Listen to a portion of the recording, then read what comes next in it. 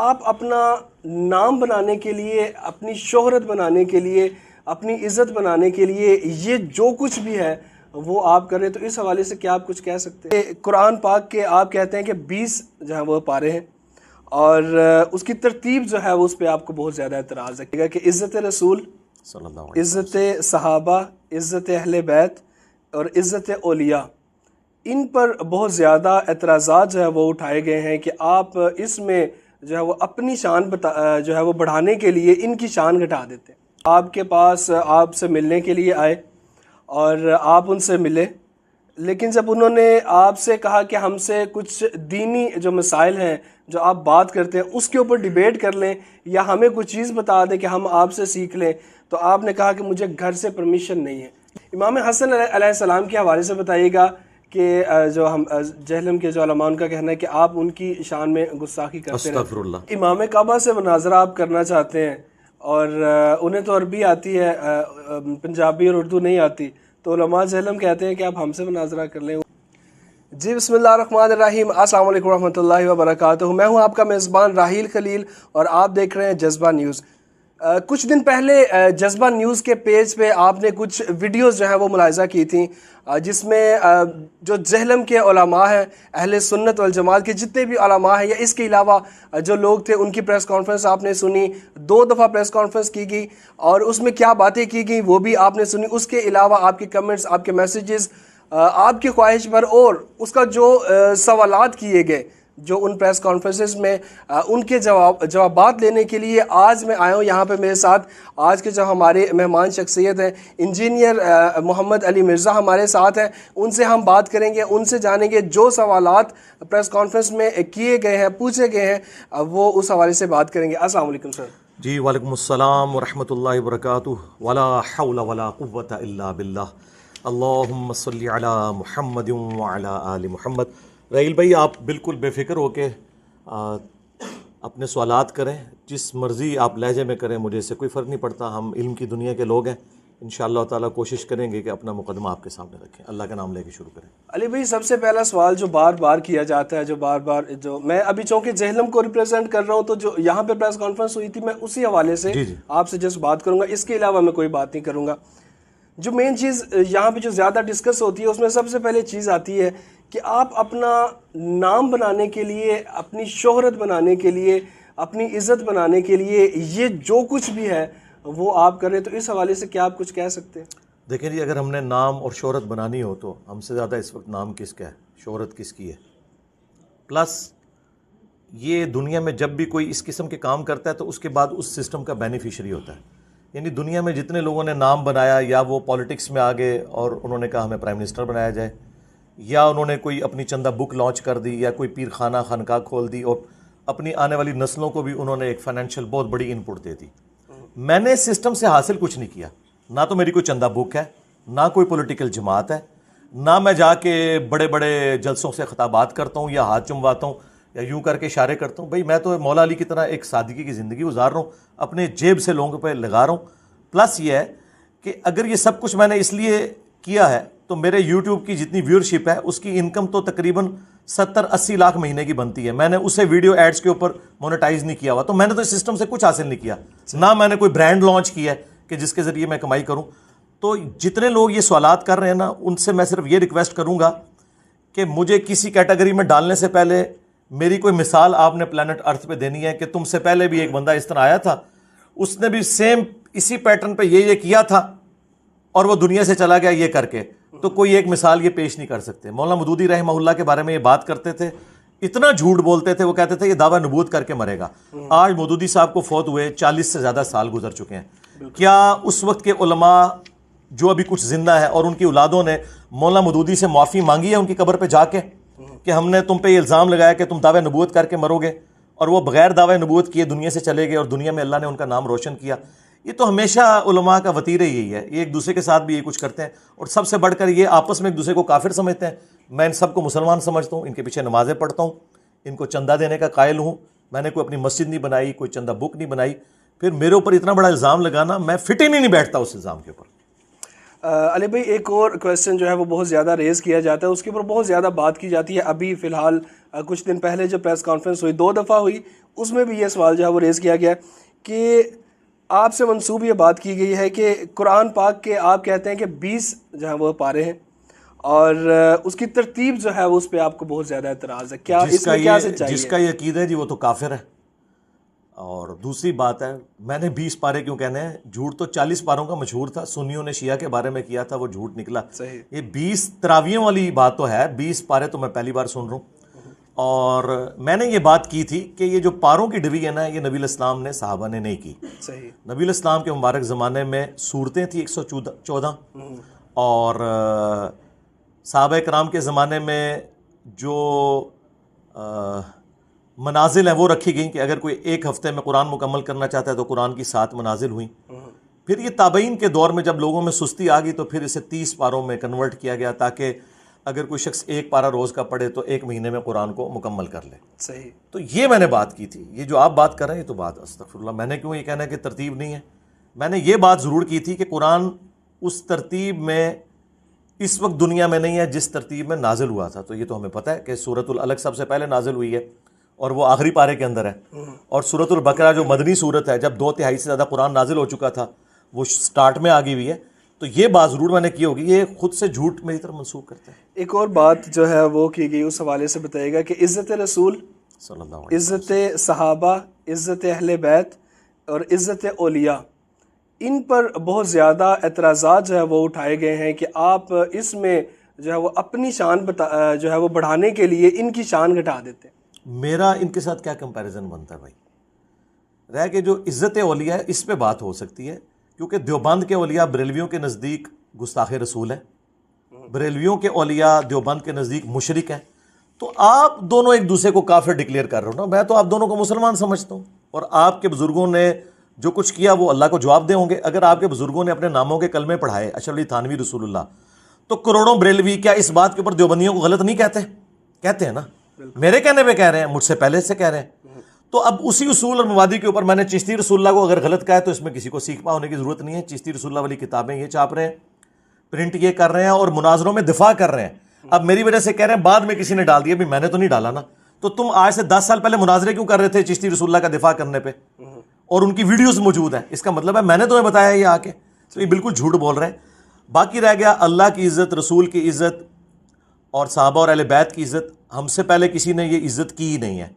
یہ صرف اپنے بزرگوں کے حوالے دیتے تھے. ہم نے پہلی دفعہ بتایا کہ اللہ کی کتاب قرآن ہے, نبی علیہ السلام کی کتابیں یہ احادیث کی کتابیں ہیں, ان کے پیچھے چلو. جو ہم نے کہا کہ مرنے سے پہلے مسلمان کر لے اس پہ غور, کتابوں کا خدا اور ہے, بابوں کا خدا اور. ہم تو اللہ رسول کا مقدمہ لڑ رہے ہیں ان کے بابوں کے ساتھ کہ تم لوگوں نے اپنے بابوں کی تعلیمات بتائی ہیں, قرآن و سنت کی تعلیمات نہیں بتائیں. علی بھائی ایک اور بات ہے کہ جو علماء ہیں جہلم کے, ان کا یہ کہنا ہے کہ وہ آپ کے پاس آپ سے ملنے کے لیے آئے اور آپ ان سے ملے, لیکن جب انہوں نے آپ سے کہا کہ ہم سے کچھ دینی جو مسائل ہیں جو آپ بات کرتے ہیں اس کے اوپر ڈیبیٹ کر لیں یا ہمیں کوئی چیز بتا دیں کہ ہم آپ سے سیکھ لیں, تو آپ نے کہا کہ مجھے گھر سے پرمیشن نہیں ہے. یہ کب ہوا ہے جی میرے بھائی؟ میں نے تو اس حوالے سے بتائیے گا, کیا وہ آئے تھے آپ کے گھر؟ میرے گھر کس نے آنا ہے میرے بھائی؟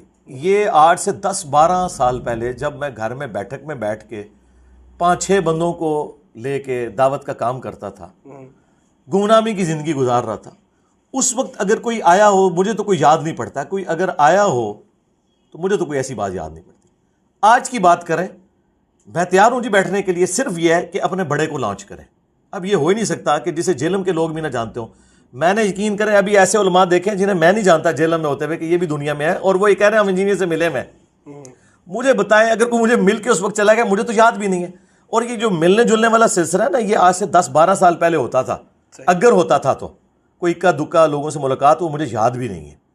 تو یہ اپنی یادداشت سے پتہ نہیں کیا کچھ انہوں نے مرتب کیا ہوا ہے. باقی اگر آج ملنا ہے تو میں تیار ہوں.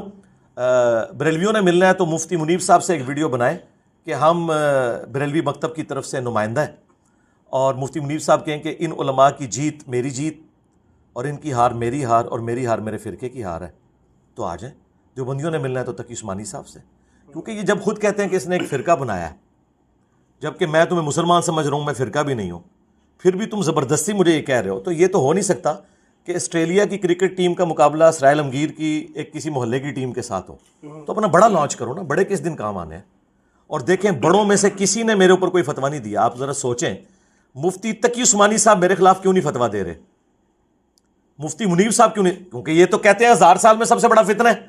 اتنا بڑا فتنہ ہے تو بڑوں کو سامنے آنا چاہیے نا. دیکھیں جب غلام احمد قادیانی دجال سامنے آیا تو اس وقت بڑے بڑے علماء آئے, اہل حدیث سے ثناء اللہ امرتسری سامنے آ گئے, بریلویوں سے احمد بریلوی صاحب, پیر میرلی شاہ صاحب, اور لوگ سامنے آئے. اب یہ بڑے کدھر ہیں, کیوں نہیں سامنے آ رہے؟ ان بڑوں کو پتہ ہے کہ انجینئر صحیح باتیں کر رہے ہیں, اور وہ سامنے اس لیے نہیں آ رہے کہ وہ کہہ رہے ہیں کہ اگر تھوڑی بہت عزت ہے ہمارے فرقے کی بچ جائے, کیونکہ بڑا اگر سامنے آ گیا نا میرے تو پھر تو بات ہی ختم ہو جائے گی. ابھی چھوٹے بیٹھتے ہیں نا تو مجھے تو عمر نو بھی مل جائے نا, چھوٹوں کے ساتھ بیٹھوں گی ختم ہی نہیں ہوں گے. 5 لاکھ علماء تو صرف فضل الرحمان صاحب کے ہاتھ پہ بیعت ہے. ایک سے میں بات کروں گا دوسرا کہے گا وہ تو ایویں سی میرے نال گل کر, تو 5 لاکھ علماء سے اس سے بہتر یہ ہے ہاتھی کے پاؤں میں سب کا پاؤں اپنا بڑا لاؤ. یہاں اسے کرسی پہ بٹھاؤں گا, میں نیچے زمین پہ قدموں میں بیٹھوں گا, آ کے مجھ سے عقیدہ توحید پہ بات کر لیں, ختم نبوت پہ بات کر لیں. اور یہ بھی آپ کی خواہش پہ, مجھے کوئی خواہش نہیں ہے, میں نے اپنا مقدمہ عوام کی عدالت میں رکھا ہے.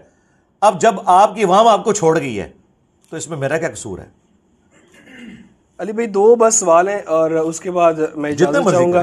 نہیں میں زیادہ, کیونکہ مجھے پتہ اور بھی یہاں پہ بہت سے انتظار کر رہے ہیں. تو امام حسن علیہ السلام کے حوالے سے بتائیے گا کہ جو ہم جہلم کے جو علماء ان کا کہنا ہے کہ آپ ان کی شان میں گستاخی کرتے ہیں. استغفر اللہ.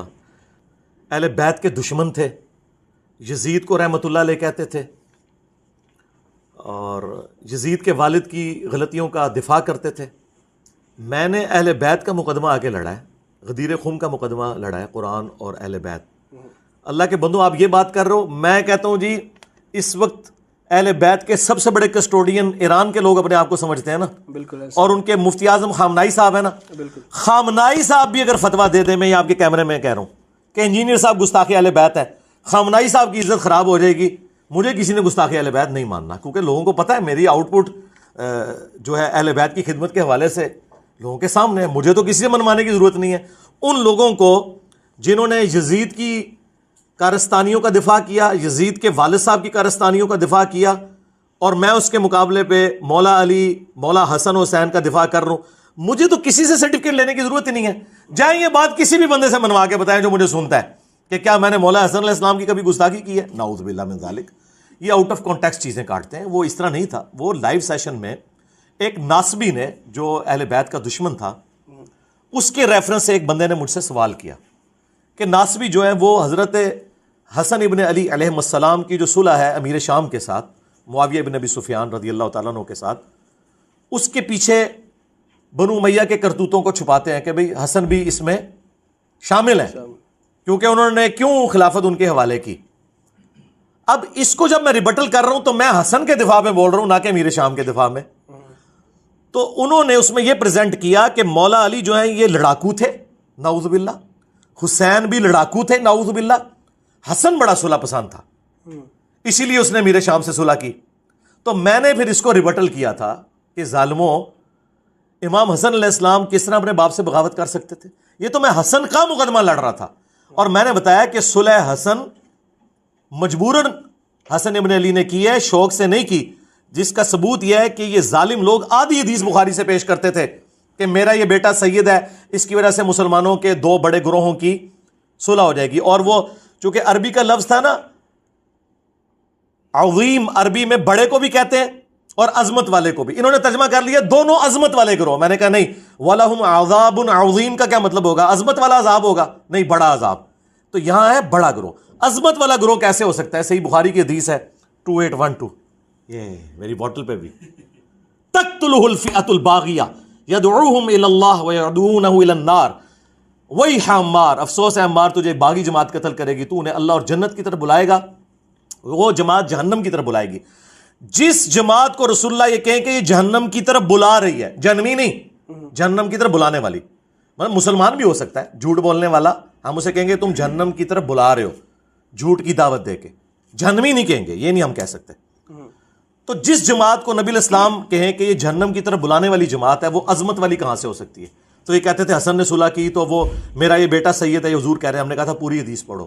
پوری حدیث یہ ہے کہ حسن ابن علی میدان جنگ میں صفین پارٹ 2 لڑنے گئے تھے, اور عمر بن عاص نے کہا کہ معاویہ میں اتنا پہاڑوں کے برابر لشکر دیکھ رہا ہوں، یہ جب تک مخالفین کو نہیں بھگائے گا، یہ موت پہ بیعت کر چکے ہیں حسن کی، یہ واپس نہیں جائیں گے، اور اگر ہم سب مارے گئے تو کیا بنے گا؟ تو حضرت معاویہ نے کہا کہ اگر یہ ہوا تو پھر تو عمر بن عاص نے کہا کہ پھر میں بن جاؤں گا پیچھو آئے لکھے آ جائے بخاری سے اے سارے کس چکر اس نے بخاری لکھے ہے، تو انہوں نے کہا تسی مر جاؤ گے میں سنبھالاں گا پیچھو، تو حضرت معاویہ نے کہا لو جی میرا دستے راز ہے، کہہ رہے ہیں میں سنبھالاں گا، انہوں نے کہا یار انج کر رہے ہیں صلح کر لیتے ہیں، تو انہوں نے حضرت حسن کو صلح آفر کی، وہ لشکر لے کے آئے تھے لڑنے کے لیے، یہ پوری حدیث ہے بخاری میں۔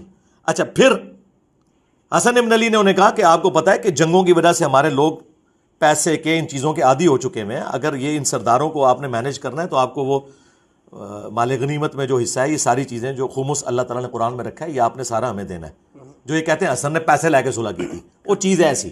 اچھا اور پھر سورہ الانفال میں لکھا ہے کہ اگر میدان جنگ میں کافر بھی تم سے صلح کرے تم اس سے صلح کر لو، نبی علیہ السلام نے صلح حدیبیہ کی نا، یہ صلح حضرت معاویہ اگر حضرت علی کو بھی آفر کرتے نا، انہوں نے بھی صفین روک لینی تھی، لیکن آفر ان کو کی، وہ جنگ لڑنے آئے تھے، 40,000 کا لشکر کیوں آیا تھا؟ صلح کرنے کے لیے، جنگ لڑنے کے لیے۔ پھر حسن ابن علی نے صلح کی وہ شرائط کے اوپر، الٹیمیٹلی اس صلح کا انجام یہ نکلا کہ حسن ابن علی کو بھی زہر دے کے انہوں نے قتل کیا بنو امیہ نے، اور بعد میں حسین ابن علی کے ساتھ کربلا کی۔ تو میں نے کہا تھا صلح حسن منسوخ ہو چکی ہے، حسن نے اس لیے صلح نہیں کی تھی کہ مجھے زہر دیا جائے اور میرے بھائی کو قتل کیا جائے، اور ان لوگوں کے بعد بھی ممبر رسول پر بنو امیہ جو ہے وہ حضرت علی اور ان کے چاہنے والوں کو لعنت کرے، ٹھیک ہے، جو صحیح مسلم میں 6229 ہے، لعن اللہ ابا التراب، یہ صلح حسن کے بعد کی حدیث ہے، کیونکہ ہے کہ مروان کی اولاد میں سے ایک بندہ گورنر بنا مدینے کا، تو مروان کی اولاد میں سے بنا، تو یہ تو آپ سمجھ لیں کہ مروان کی اولاد اگر عبد الملک بن مروان ہے پھر تو یہ واقعہ کربلا سے بھی بعد کا واقعہ ہے، تو نہیں رکی لعنت، اور مسلم کے الفاظ ہیں 6229 نمبر حدیث، لعن اللہ ابا التراب، ابو تراب پر لعنت۔ یہ پورا سینیریو تھا جس میں نے کہا کہ صلح حسن کے پیچھے نہ چھپو، صلح حسن یہ نہیں تھی جو تم سمجھ رہے ہو۔ اور پھر میں نے کہا تھا وہابیو تم تو کہتے ہو کہ قرآن و حدیث کے بعد ہم کسی کی بات کو حجت نہیں مانتے، تو حضور تو بخاری میں حدیث ہے آپ کی کہ یہ باغی جماعت ہے جہنم کی طرف بلانے والی، اب جب حضور یہ کہہ رہے ہیں تو حسن کے پیچھے کیوں چھپ رہے ہو؟ رسول اللہ کے مقابلے پہ حسن تو شاہی کوئی نہیں، یہ میں نے جملہ اس وقت بولا تھا۔ تو یہ کیا مسلمانوں کا عقیدہ نہیں ہے؟ حسن ابن علی کے سامنے میں اگر کہوں نا کہ حضرت رسول اللہ کے مقابلے پہ آپ شاہی کوئی نہیں، تو حسن ابن علی بھی مجھے سینے سے لگا لیں گے کہ تو صحیح پہنچا ہے کہ مجھے سب کچھ رسول اللہ کی نسبت سے۔ میں نے اپنے ساتھ نہیں کمپیئر کیا تھا، اور میں حسن کے دفاع میں کہہ رہا تھا کہ حسن کی صلح کو آپ ملائن نہ کرو، حسن کے پیچھے امیر شام کو نہ چھپاؤ، ٹھیک ہے، کیونکہ تم لوگ تو کہتے ہو حدیث حرف آخر ہے، تم تو امام حسن کو مانتے ہی نہیں ہو، تو تم حدیث میں کیوں نہیں چلتے؟ تقتلہ الفئۃ الباغیہ یدعوہم الی اللہ ویدعونہ الی النار، الٹا تم جا کے صلح حسن کے پیچھے چھپ رہے ہو۔ تو میں تمہاری ڈاکٹرن پہ بتا رہا ہوں کہ رسول اللہ کی جب حدیث آ گئی ہے تو رسول اللہ کے مقابلے میں تو حسن شاہی کوئی نہیں، یہ میں نے بات کی تھی۔ اب انہوں نے کہا، حالانکہ جملہ بھی جو انہوں نے کاٹا وہ بھی پرفیکٹ ہے، میں نے کہا تھا کہ کروڑوں حسن بھی ہوں رسول اللہ کے مقابلے پہ کوئی شاہی نہیں، میں نے اپنے ساتھ تو کمپیئر نہیں کیا، یہ ایبسولوٹ جملہ بھی لیا جائے تو کیا گستاخی ہے؟ بالکل ایسا ہی ہے جو آپ نے کہا۔ کیا حسن جرت کریں گے کہ میں رسول اللہ کے مقابلے میں شاہ ہوں؟ اور میں یہاں کوئی اللہ اور حسن یا رسول اللہ اور حسن کا مقابلہ نہیں کروا رہا تھا، ان کو میں پھکی دے رہا تھا، اینٹی وینم، ٹھیک ہے۔ اور یہ جب یہ اس طرح طریقے سے بات کرنا نا، یہ اللہ کی سنت ہے۔ اللہ نے قرآن میں کہا ہے کہ عیسیٰ کی مثال اللہ کے ہاں آدم کی سی ہے، کن فیکون ہوا۔ یہ کیوں کہا؟ وہ کہتے تھے عیسیٰ اللہ کا بیٹا ہے، تو اللہ نے کہا کہ بھئی آدم بھی تو بغیر باپ کے پیدا ہوا ہے، یہ پھکی دے کے سمجھایا۔ اسے تو تم بھی بندہ مان رہے ہو، بلکہ کرسچنز تو کہتے ہیں کہ ساری غلطی ابے کی ہے، وہی وہ پیغمبر بغیر باپ کے اور بغیر ماں کے پیدا ہوا ہے، وہ تو خدا نہیں ہے، اور عیسیٰ جس کی ماں ہے صرف باپ نہیں ہے وہ خدا ہے، تو یہ کون سی بات ہوئی؟ تو اس طریقے سے اینٹی وینم دے کے، الزامی جواب دے کے سمجھانا یہ اللہ کی سنت ہے۔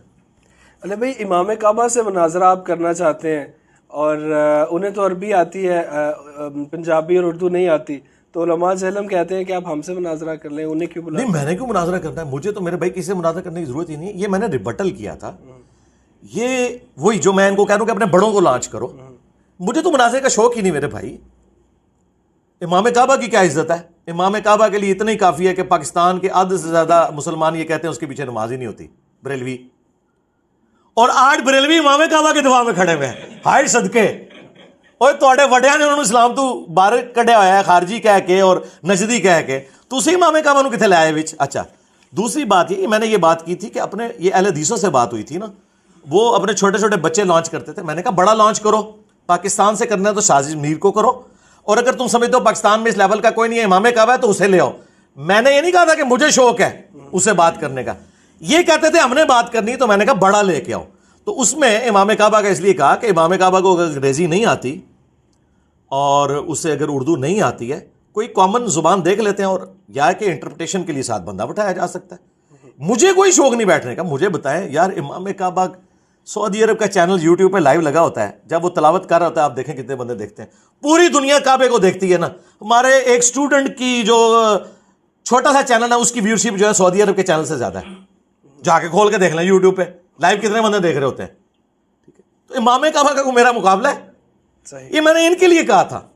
ہم تو ان کے مرے ہوں کو کوئی نہیں سمجھتے کوئی چیز, زندوں کو کیا مانیں گے. علی بھائی جو سوالات تھے پریس کانفرنس میں کیے گئے وہ آپ سے میں نے کر لیے. اب ایک چیز جو بہت زیادہ کمنٹ اور میسیجز اور کال پہ جو متفقہ طور پہ جو مجھے سمجھ آئی کہ وہ آپ سے پوچھنی چاہیے, جو اراؤنڈ دا ورلڈ جو لوگ جاننا چاہتے ہیں, جو آپ سے کرنا چاہتے ہیں کویسچن, وہ ایک ہی ہے کہ اگر آپ کا بھی مقصد دین کی خدمت کرنا ہے اور جو دوسرے علماء ہیں ان کا بھی مقصد دین کی خدمت کرنا ہے, تو کوئی ایسا رستہ کیوں نہیں نکل سکتا کہ آپ کوشش کریں, وہ کوشش کریں, اور سب مل کر ایک پلیٹ فارم پر اکٹھے ہو کے تو دین کی خدمت. جی بالکل, ہم تو تیار ہیں. ہم تو چاہ رہے ہیں کہ الیاس قادری صاحب رائیونڈ میں آ کے نماز پڑھائیں. ٹائم قیامت تک جے مولویو لاؤ الیاس قادری نو کھڑا کرو تھے تے طارق جمیل نو مدنی مرکز کراچی, پہلے آپ تے صلح کر لو, منو آ کے گلاں کر دیو. آپ ایک دوسرے کو کافر کہیں اور مجھے کہہ رہے ہیں مل کے چلو. میں تو مل کے چل رہا ہوں. میرا سب سے بڑا ثبوت یہ ہے کہ میں ان کی مساجد میں نماز پڑھتا ہوں, چندے انہیں دیتا ہوں. میں نے کوئی مسجد نہیں بنائی. تم لوگ ایک دوسرے کے پیچھے نماز نہ پڑھو اور مجھے باتیں کرو. میں بریلویوں کے پیچھے بھی پڑھوں, میں دیوبند کے پیچھے بھی, اہل حدیث کے پیچھے بھی, شیعہ کے پیچھے بھی. تو سرکار ہم تو تیار ہیں. اتحاد امت تو ہم نے کروایا ہے. اللہ کا شکر ہے میری مخالفت میں مولوی اکٹھے ہو گئے اور میرے حق میں مولویوں کی عوام اکٹھی ہو گئی. اتحاد امت تو ہو چکا ہے. تو باقی ہم تو تیار ہیں. پہلے آپس میں تو یہ سب کچھ کرو. ہم تو پہلے ہی تیار بیٹھے ہوئے ہیں. ہاں, یہ اتحاد امت کی آواز ہی ہم نے بلند کی ہے. ٹھیک ہے, آپ لوگ ایک دوسرے کو کافر کو, ایک دوسرے کو اسلام سے باہر نکالو. احمد صاحب بریلوی صاحب احکام شریعت میں لکھیں کہ اہل حدیث, دیوبند, قادیانی کافروں کو ساتھ ذکر کر کے, اور شیعہ, یہ سب 1,00,000 دفعہ بھی اللہ کا نام لیں تو ذبیحہ مردار رہے گا اور حرام رہے گا, اور یہ مرتد واجب القتل ہیں. اعلیٰ حضرت تو کہیں کہ اہل حدیث, دیوبند, شیعہ واجب القتل ہیں, اور قادیانی کافروں کو ان کے ساتھ ذکر کریں, اور ساتھ لکھیں کہ یہود و نصارہ کا ذبیحہ حلال ہے. تو جاؤ اپنے اعلیٰ حضرت سے پوچھو, جاؤ ان کے مزار کے اوپر پریس کانفرنس کرو جا کے. احتجاج ہمارے آگے نہ کرو, ان کے آگے جا کے کرو کہ کیوں اسلام سے نکال کے گئے ہیں. اور ملفوظات اعلیٰ حضرت میں ان کا بیٹا ان سے پوچھ کے نقل کر رہا ہے.